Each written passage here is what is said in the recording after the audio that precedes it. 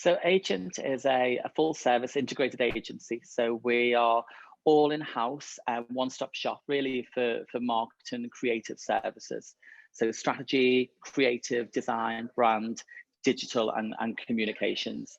And we've got clients here in the city region, around the Northwest, and the majority of our clients are national. So based in London. Lots of different people that we work with, all brilliant work. And yeah, next year's our 15th anniversary, 15 years of Agent, which is absolutely bonkers to think that we've been going for 15 years. We're going to get the full story in a minute of how it started and how you started personally and stuff. Just in terms of what you do, every client that you've got is so different, and it could be a kind of huge national advertising campaign that you're working on, or it could be something really small and really important here in Liverpool. Just tell us about some of the different types of clients and some of the different projects you work on. So you're right. I mean, I think that there's a real plethora of different clients that we work with, from major government agencies like the National Cybersecurity Centre, GCHQ. I mean, it doesn't get much better than that. To, organisations like Yodel and Mersey Travel and Arriva and Stagecoach, to small businesses based here. And I think the thing that brings them all together and what they all share is their ambition to do things in a different way. And I think our clients come to us because they want to collaborate. They want to work in ways which are in partnership. They don't just want the work done to them. They want to be part of the process, and that's what we're absolutely about. So we're delighted. And I think what the good thing is that when you have clients in different sectors, you bring different learning to the table. So we work with major organisations across the UK, and that learning is then shared with people like the City of Liverpool College, who we do all of their campaign work for. So lots of really exciting people that we're working with, are doing lots of really brilliant things, and keeping it here, keeping the jobs here in the city region, which is what I'm all about. That is really, really important to you, and lots of those kind of Liverpool projects as well, like that you've become known to support. And one of those is Tyred, and you're really passionate about that. You're a good friend of Fran. Just tell us about that and how that started and has grown into what it is now. So, I mean, it's a very personal story, really. I think the Tyred, and before it was Tyred, Frances is a dear friend of mine, and the horror and the tragedy that was the loss of Michael and Kerry and Colin, was not lost on anyone, and certainly being close to Frances and seeing how it affected her and her family and all of her friends, you're looking at pain constantly in someone's eyes, and in how they're living their life. And we're always, when people are in that situation, you're always thinking, what can I do? What can I do to make it better? And for me, it was about what can I do? And what I had was Agent. And so I said to Frances, she'd been campaigning and doing brilliant stuff in order to change the law around the age of tyres on passenger service vehicles in the UK, commercial vehicles. And I said, you know what, I'll come on and I'll help you. And I think we talked about it, and then I came into work and I said, listen, who wants to come and join me in this endeavour, really, to change the law and make sure that this doesn't happen to anyone else, because no one should get on a vehicle and going home from a festival or anywhere for that matter and lose their life because of an old tyre. People just didn't know that this was even an issue. And so I came into work and I said, who wants to volunteer? And everyone put their hands up. And so we rallied the team, and it became a major part of what we do. And Zoe, who heads up our academy, have a sister social enterprise agent academy, And so we said, I'll be the campaign manager. So we donated just as much time and resource and energy and effort into championing and supporting Frances and doing as much as we could to raise awareness in the general public, whilst lobbying government hard. And it was 3.5 years of a solid graft up and down the country, speaking to as many partners and referral agents and opinion formers as we possibly could, in order to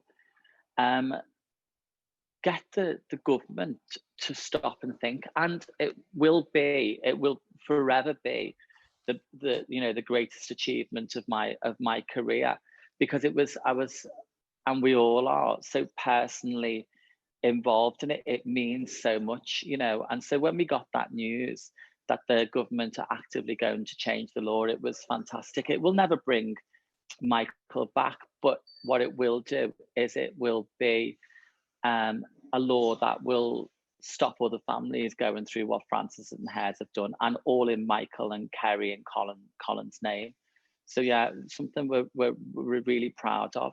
It will save lives, as you say, and I think to be able to say that you were heavily involved in that, I can imagine it is a huge achievement for you personally. And it's a great example as well of a business kind of doing something and using their expertise to create good and to do something good. Obviously, free of charge. You weren't doing that for a client getting paid, and that's great to see, isn't it? Yeah, do you know what? I've 15 years I've been running agent, and since day one, it's always been about, you've got to put food on the table, and you've got to put a roof above your head and that of your team. But what else can you do with your business? What else can you use the business? I mean, the guide is a perfect example of this. I mean, look at the work that you've been doing right across this year in promoting independent businesses and startups and all the wonderful things that have been happening here in the city region. You absolutely epitomise that, and we share that value. We feel that sense of responsibility that, we all go to work to do well. But actually, how do you use that platform and those opportunities to help others do the same? And that's really where Agent Academy came from, 6 years ago. Fast forward to now, where we are now, hundreds of young people trained up and in full-time permanent jobs in our city region, and that's who we are, and that's what we'll continue to do, and that's something I'm really proud of. But don't you find as well those things, they're the reasons why you want to continue going into work and getting your head down when you're in the office? And because they're the things eventually within business, and I'm slowly learning this myself, you've taught me a lot over the years, they're the things that get you out of bed, rather than thinking, I can work today and that'll go towards my next holiday or whatever. It is those things that drive you, isn't it? Yeah, and you know what? I mean, I love this. Seeing people do well. I love it when I sit around the table and I think, God, you're here because of what we did 6 years ago, or the program we ran last week. And I love all of those things. I think they're the things that enrich your life. They're the things that you want to be known for. Yes, it's wonderful when you create great brands and you create great campaigns, but for me, it's always about people.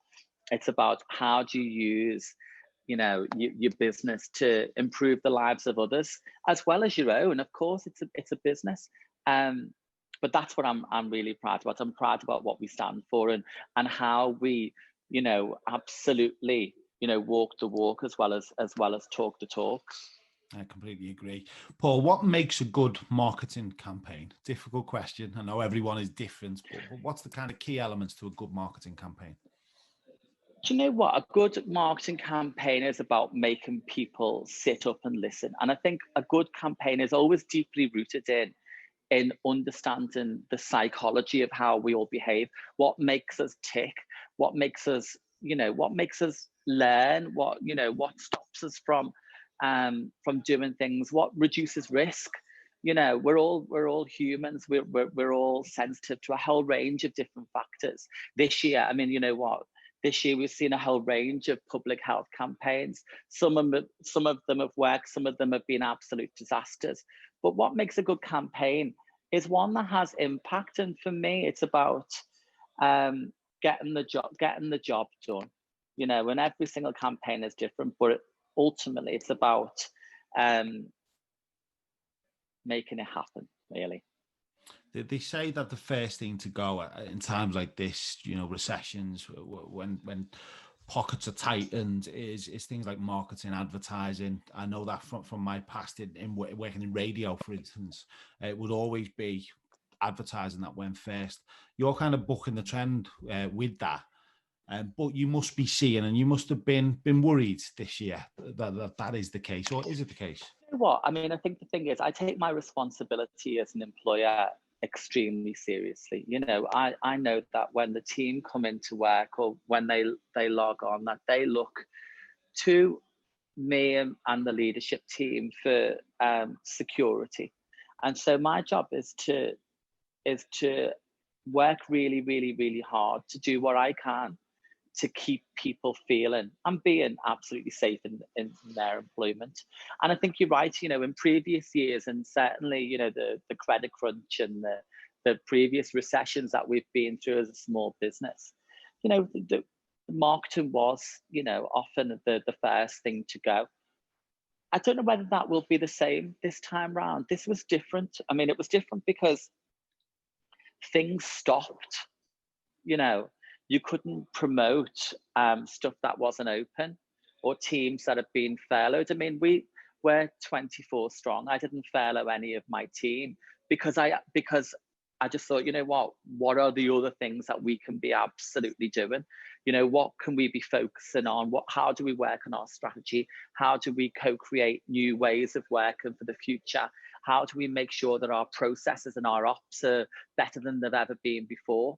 And actually, how do we spend more time with our clients? I mean, we don't work in a lot of the affected industries, but what I wanted to do was just come through it stronger, you know, and dig deep and take learning and remember things that we did years ago that worked really well for us, and take that moment to kind of think, you know, like, can we bring some of this back to get us through this period? Because it has been a crazy old, you know, 9-10 months, hasn't it? It really has. What would you say to any other business now, Paul, that's watching this? And hopefully this is why we're chatting to as many people in the city as possible like this, to offer some advice and support. And I know I've had days where I've sat there thinking, what are we going to do? What would you say to anyone now kind of really struggling with what they should do or what they think 2021 might look like? Do you know what? Talk. I would say talk. And then when you get sick of talking, talk some more. Because I think, you know, we have a very different culture in the UK around business. You know, if you think of the US way of working, they're all about failure. You know, you can't succeed if you haven't failed at least 20 times. For us, you know, we're a lot more conservative. I mean, conservative in the thing, not in the politics, obviously. But I think, you know, for me, it's about not in the politics. But I think for me, it's about listening to people, talking to people. And I found that I have really, really, really benefited from all the different tables I sit around this year. You know, so listening to people who are in banking, listening to people who are in hospitality, people who are in manufacturing, construction, everything.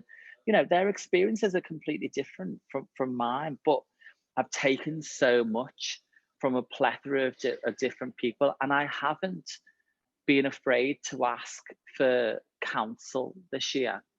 You know, putting ideas past people, asking people their thoughts and opinions, probably more than I ever have done before.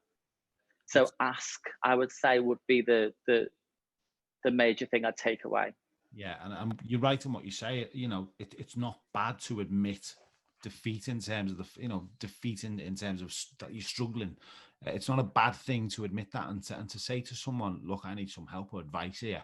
And I've learned that this year that you need to talk and you need to get that advice. And Liverpool's famous for being this village that we all take for granted sometimes, with so many incredible people that you can chat to. Yeah, and also, I think we're all human. We're humans, and partners and friends and sons, and before we get to being business people, and I think, and we're always learning that there is absolutely no rule book where we all, what page are you up to? There is not one of them. I mean, there is the best advice and guidance, and you can read about this entrepreneur's journey or this business person's successes, but it's not your own. And actually, you will, every day is a school day. It really is, the old adage. But I think for me, it's about being kind to yourself, not overstretching yourself, and being, if that makes sense. Yeah, no, I get that. Let's go back to the beginning and just briefly get your kind of journey, how you started, where you began the marketing journey, but then also the agent journey. So I'm from Liverpool originally, from Highton. I had no real desire to go into business. Knew nothing about the kind of world of business and media and marketing and communications. I went to Salford University first of all. Massively failed my first year doing English language and literature and German, and I think that was because I just generally didn't turn up, because I just completely fell out of love, should I say, with what I was studying, and did a bit of a kind of tick box exercise when I was applying for John Moore's through clearing. Thought, oh, that sounds interesting. I'll tick. And then they rang me and said, oh, you're on the marketing, media and culture BA program. And I thought, oh, that sounds okay. I'll go along and do that. And I did. And I absolutely loved it. I mean, I loved it because it was about people, how we operate, how we learn, how we perceive things, and then how you communicate products and services, and what we do differently here in the UK to what we do around the world. And so then I went on to do a master's degree, and I loved doing that. That was really where I learned an awful lot about services.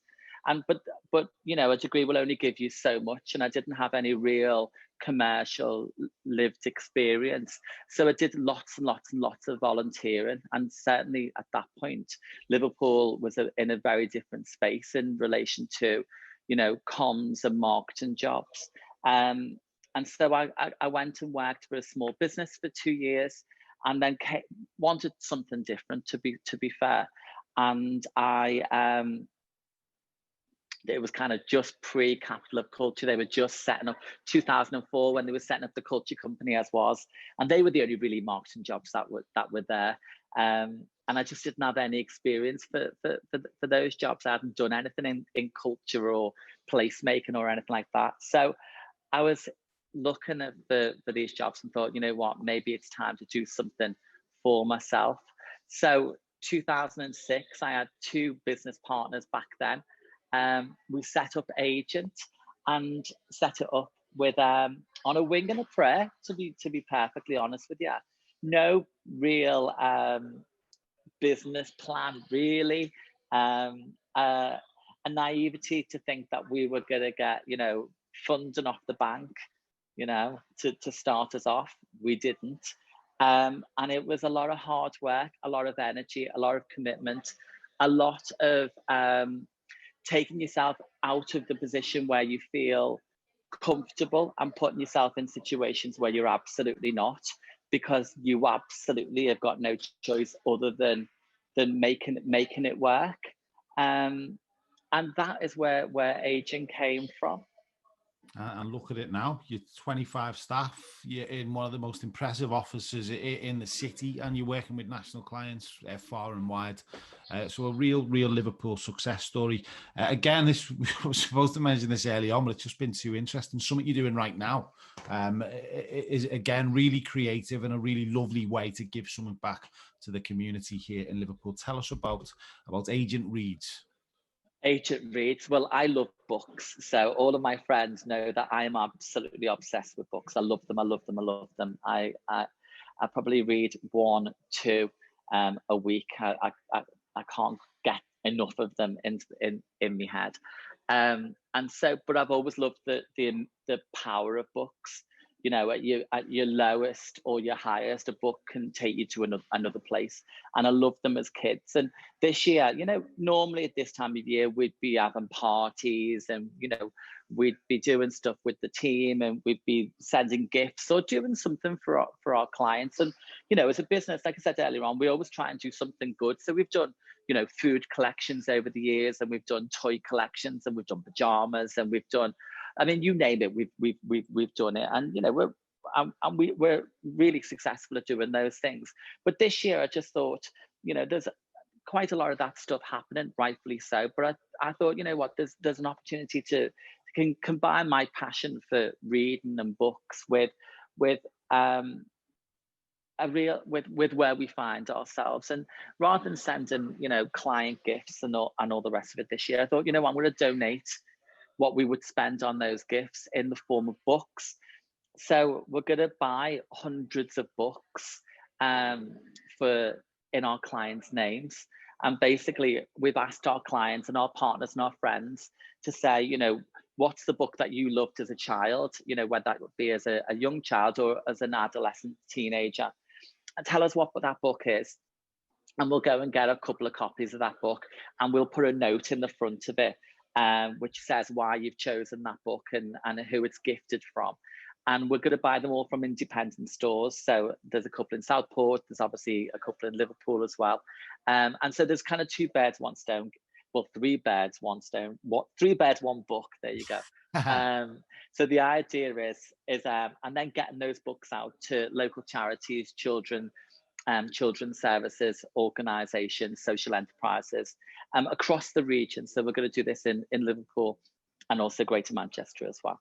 And so we've also opened it up. So lots of people have said, oh, well, we want to donate some books as well. So we've got hundreds of books being delivered. I mean, anyone can do it. So Regenda turned up the other day with 60 books. MSB solicitors turned up with 40 books. All of my team are turning up with books every day. Friends of mine, family of all of ours.